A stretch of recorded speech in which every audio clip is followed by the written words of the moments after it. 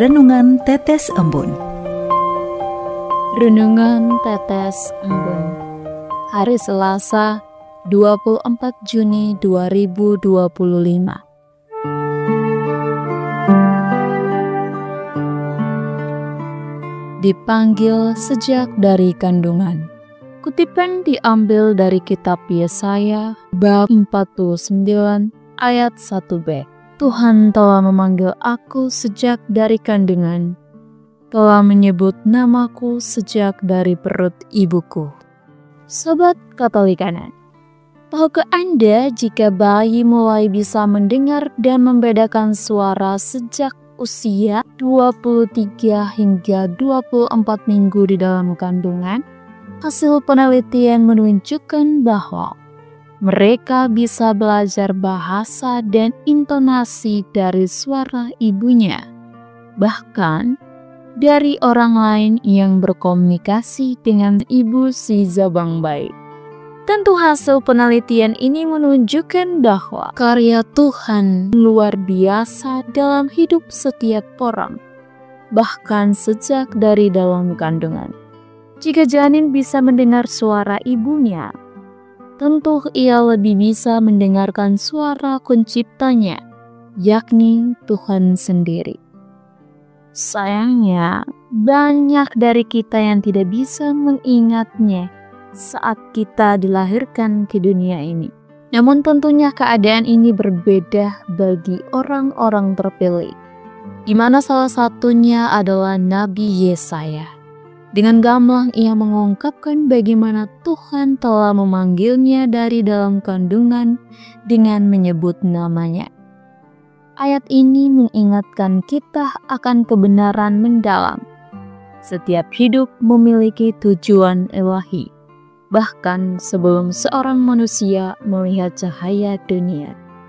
Sobat Katolikana, ketika merenungkan ayat tersebut, saya teringat dengan kehidupan Santo Yohanes Pembaptis, sosok yang sejak dalam kandungan telah dipilih Allah untuk menjadi pembuka jalan bagi Sang Mesias. Melalui bacaan Injil, kita mengenal sosok ini sebagai orang yang berseru-seru di padang gurun. Persiapkanlah jalan untuk Tuhan, luruskanlah jalan baginya. Kisah kelahiran Yohanes Pembaptis pun dipenuhi dengan tanda dan mujizat. Malaikat Gabriel sendiri mengumumkan kepada Zakaria bahwa anaknya akan dipenuhi dengan Roh Kudus sejak dari kandungan ibunya. Lukas bab 1 ayat 15. Bahkan saat Maria mengunjungi Elisabet, janin Yohanes melonjak kegirangan, sebuah tanda bahwa ia mengenali kehadiran Yesus, Mesias yang juga masih dalam kandungan ibunya. Yohanes Pembaptis hidup dalam ketaatan pada panggilannya. Ia tidak mengejar kenyamanan duniawi, tetapi memilih tinggal di padang gurun, menyuarakan pertobatan, dan mempersiapkan jalan bagi Tuhan.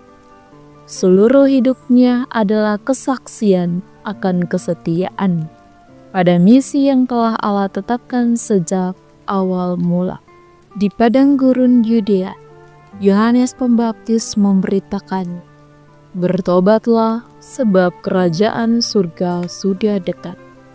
Sobat Katolikana, diri kita masing-masing juga telah dipanggil oleh Tuhan sejak dari dalam kandungan ibu kita. Nama kita disebutnya, dan hidup kita memiliki arti dalam rencana keselamatannya. Setiap orang dibekali oleh Tuhan dengan beragam talenta yang akan menopang hidupnya. Dan kita tidak perlu membandingkan diri kita dengan orang lain, sebab kita semua mempunyai keunikan masing-masing. Kadang kita mungkin masih kerap meragukan nilai diri atau merasa tidak berarti. Namun Yohanes Pembaptis mengajarkan kepada kita bahwa makna sejati hidup terletak pada kesetiaan menjalani panggilan Tuhan, sekecil apapun peran kita di dalamnya. Mari kita dengarkan bisikan suaranya dalam hati kita dengan penuh iman dan percaya. Marilah berdoa. Dalam nama Bapa dan Putra dan Roh Kudus. Amin. Tuhan yang Maha Kasih, Engkau telah mengenalku dan memanggilku sejak dari kandungan. Ajarilah aku untuk setia pada panggilan-Mu, seperti Santo Yohanes Pembaptis yang dengan rendah hati menyiapkan jalan bagi-Mu. Bentuklah aku menjadi alat kasih dan terang-Mu di dunia. Semua kami mohon demi kemuliaan nama-Mu, kini dan sepanjang segala masa. Amin. Dalam nama Bapa dan Putra dan Roh Kudus. Amin.